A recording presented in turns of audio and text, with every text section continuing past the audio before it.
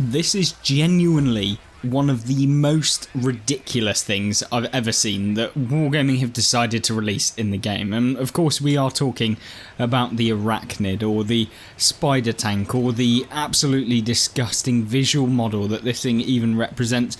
I'm sure that if you're maybe 5 years old and you saw this in the game, then you'd probably think it was cool. But as anyone over the age of 5, then yeah, this thing is just literally like obscene. I cannot understand why Wargaming would put something like this into the game. Fair enough, you know, you've got your monster tanks and they may have a game mode, but like this genuinely just looks so bad.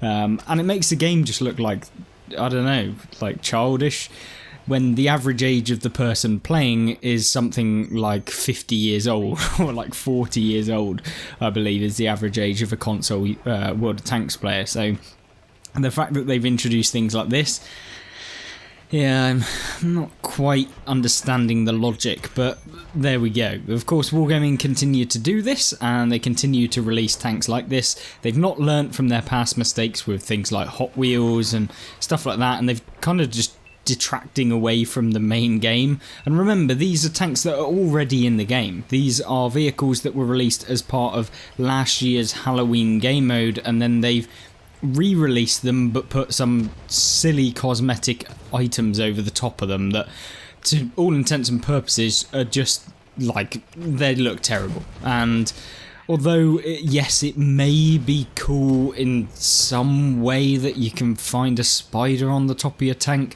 like it's just so distracting for your teammates and just everyone else. And as much as Wargaming say, oh, these things, they're not actually hitboxes, or they're not going to be able to be any advantage, trust me, having this over a standard turret in the game is actually beneficial. There is no like negative to having this for you as a player, but for the enemy team, and they're trying to find your weak point, and there's some silly like cosmetic override that yes isn't a hitbox but hides your weak points. Yeah, it's something that I genuinely like. It's just awful, and without like just genuinely just rubbishing the entirety of the design, it's like I don't even know at this point.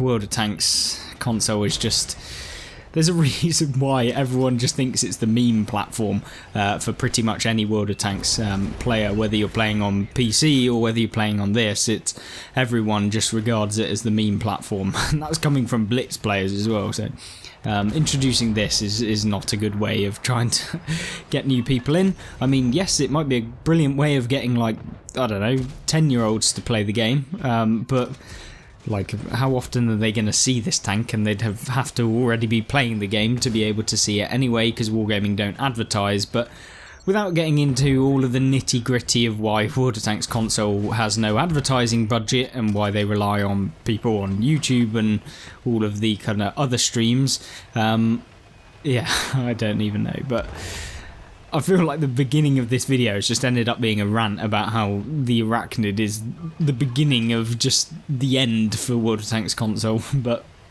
regardless of that, I'm sure the game will do absolutely just fine. But it's things like this that just completely just disconnected from what the player base actually want and what Wargaming decide that the player base want.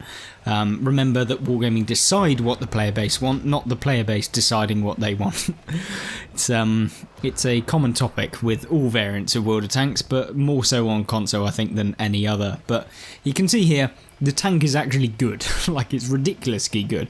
It's an AE Phase 1 essentially, but has the double pumper. You can deal 2 shots of 320 alpha, so 640 alpha damage. It takes about 10 seconds to reload, and is a really mobile, agile and flexible tank that you can pretty much rely on in like 90% of your games. And we can just poke around corners and just pummel the opponents that we'll be facing. Of course, you could see here we're pushing towards the opponent. We've done 4,600 damage. Remember that this is a tier 9, and because it's a tier 9, we'll set you back a ridiculous amount. I think somewhere in the region of about £40 if you want to purchase this tier 9 premium. Yeah, very expensive, and I would never in like a million years recommend this to anyone I genuinely believe to be a friend, to anyone that is an acquaintance, to even my worst enemy. I don't think I'd recommend going out and purchasing this tank, even if it is really good, just purely based on the fact that this is just ridiculous and I don't think anyone should buy it. I mean, look at the state of that. It just... oh my god. The fact that this is even in the game is a joke, but you can see there, really good game. The tank is really good. Yeah, make your own mind up as to whether you really want this, and remember that this is constantly in the game, so regardless of if it's Halloween or in 5 years' time, this will still be in the game. And it's kind of, yeah, I don't know how to feel about that, but let's jump into another gameplay and stop talking about how ridiculous this tank looks.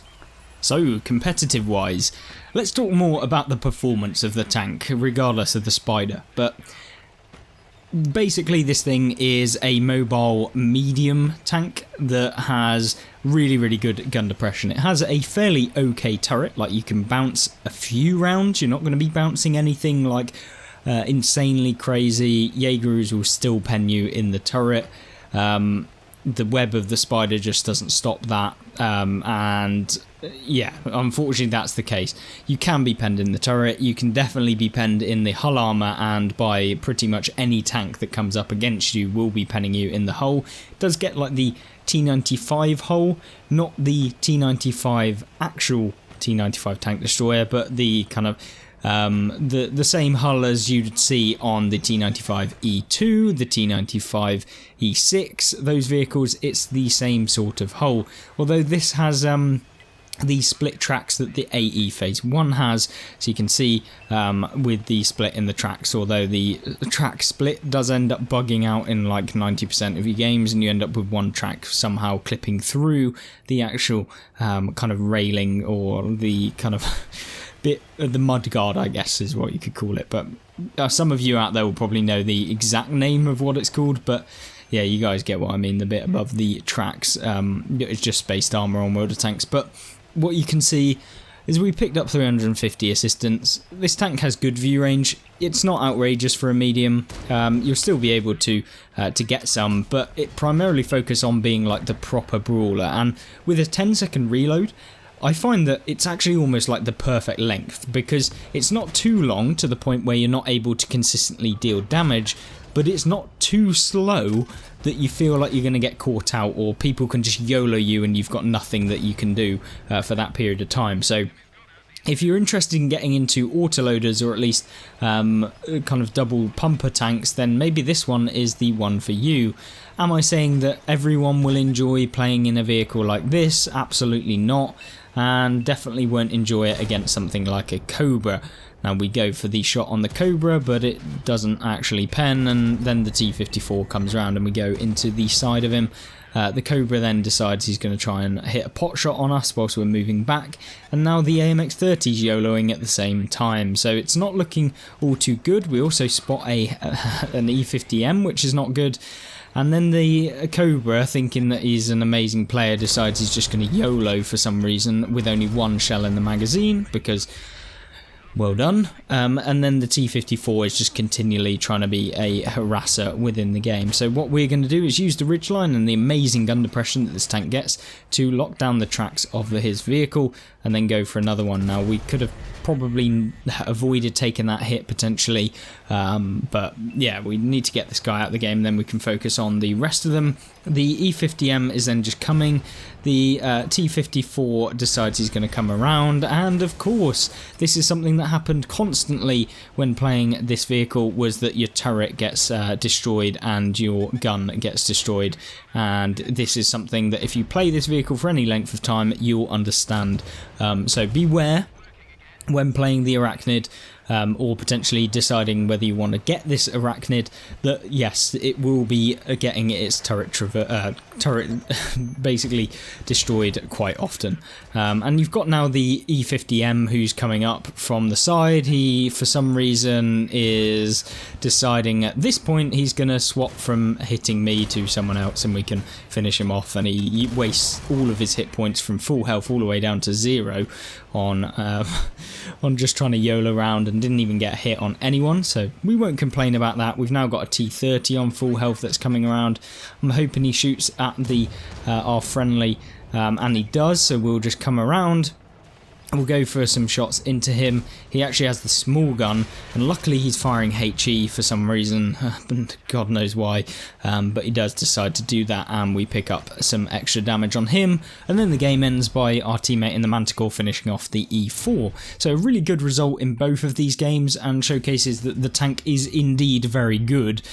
Fortunately, it is just disgusting in looking, and it is not the direction that I want to be seeing tank design go, with just reskinning tanks we already have in the game and going, here you go, here's a brand new tank. Oh wait, no, it's just literally the exact same tank as last year on Halloween, and we couldn't be asked to develop any new tanks, so here you go.